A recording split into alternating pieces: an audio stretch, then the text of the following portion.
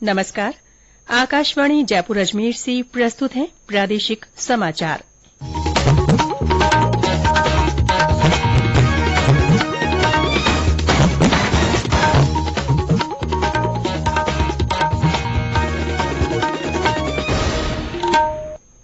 समाचारों के साथ मैं रितिका गुप्ता। राष्ट्रपति द्रौपदी मुर्मू ने आज राज्य विधानसभा के सत्र में विशेष संबोधन दिया।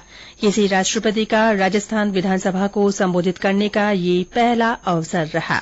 अपने संबोधन में राष्ट्रपति ने प्रदेश की वैभवशाली संस्कृति और इतिहास का उल्लेख करते हुए विधायकों के कर्तव्य गिनाए। उन्होंने कहा कि जनता बहुत उम्मीदों के साथ जनप्रतिनिधियों को चुनती है। ऐसे में जनप्रतिनिधियों को जनता, समाज और देश के लिए मैं और मेरा से ऊपर उठकर विचार करना चाहिए। एक युग था जो जनप्रतिनिधि विधानसभा में क्या बोलते, कभी कभी अपने पेपरों में वो देखते हैं, कभी कभी पेपर भी उनके तक पहुंचता नहीं था। लेकिन आज घर घर तक यहाँ क्या चल रहा है, मेरे जनप्रतिनिधि जनता के लिए, मेरे परिवार के लिए, मेरे समाज के लिए, मेरे देश के लिए, मेरे राज्य के लिए, महिलाओं के लिए, युवाओं के लिए क्या है वो देखते हैं, समझते हैं। इसीलिए मैं सभी जनप्रतिनिधियों को गुजारिश करना चाहती हूँ, चाल चलन के साथ साथ आचार विचार को के लिए जनता के द्वारा क्यों हम आए हैं, इसलिए जनता के लिए सोचना चाहिए। इससे पहले विधानसभा अध्यक्ष डॉ सीपी जोशी ने राष्ट्रपति का स्वागत किया। उन्होंने अपने संबोधन में इसे ऐतिहासिक पल बताया। राज्यपाल कलराज मिश्र ने अपने अनुभव साझा करते हुए कहा कि विधानसभा के सदस्यों को अपने आचरण पर विशेष ध्यान देना चाहिए। उन्होंने लंबे सत्र चलाने के विषय को उठाते हुए कहा कि सत्रावसान समय पर होना चाहिए, क्योंकि ये लोकतंत्र की मजबूती के लिए जरूरी है।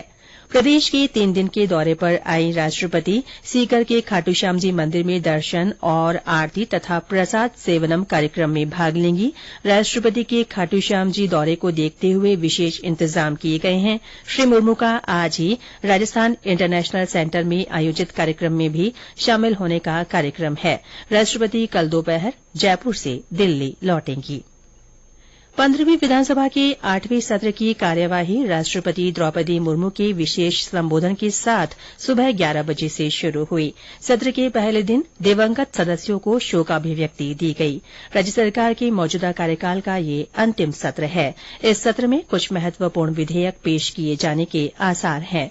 सत्र में प्रमुख विपक्षी दल भारतीय जनता पार्टी ने भ्रष्टाचार, कानून व्यवस्था, पेपर लीक और किसानों को मुआवजे सहित विभिन्न मांगों पर सरकार को घेरने की तैयारी की है। मीडिया से बातचीत में प्रतिपक्ष के नेता राजेंद्र राठौड़ ने आरोप लगाया कि जनवरी से शुरू हुए 8वें सत्र को सरकार ने समाप्त नहीं किया। इस कारण विधायकों को सदन में अपने प्रश्न पूछने का मौका नहीं मिलेगा। आकाशवाणी के क्षेत्रीय समाचार एकांश जयपुर की ओर से प्रतिदिन शाम 6:42 पर प्रसारित की जाने वाली जिले की चिट्ठी के प्रसारण समय में आज से बदलाव किया गया है। विधानसभा सत्र को देखते हुए सत्र के चलने तक चिट्ठी का प्रसारण शाम 6:25 पर किया जाएगा। भारतीय अंतरिक्ष अनुसंधान संगठन इसरो ने चंद्रयान-3 मिशन के प्रक्षेपण की सभी तैयारियां पूरी कर ली हैं। श्रीहरिकोटा के सतीश धवन अंतरिक्ष केंद्र से इसका प्रक्षेपण आज दोपहर बाद 2:35 पर किया जाएगा। चंद्रयान-3 की सफलता अंतरिक्ष के क्षेत्र में देश की महत्वपूर्ण उपलब्धि होगी। चंद्रयान की उल्टी गिनती सुचारू रूप से चल रही है। इस बीच प्रधानमंत्री नरेंद्र मोदी ने कहा है कि भारत का तीसरा चंद्र मिशन चंद्रयान-3 राष्ट्र की आशाओं और सपनों को साकार करेगा। श्री मोदी ने ट्वीट में कहा कि जहां तक भारत के अंतरिक्ष क्षेत्र का संबंध है, 14 जुलाई 2023 का दिन हमेशा स्वर्णिम अक्षरों में लिखा जाएगा। प्रधानमंत्री नरेंद्र मोदी आज पेरिस में बैस्टिल दिवस परेड में मुख्य अतिथि होंगे।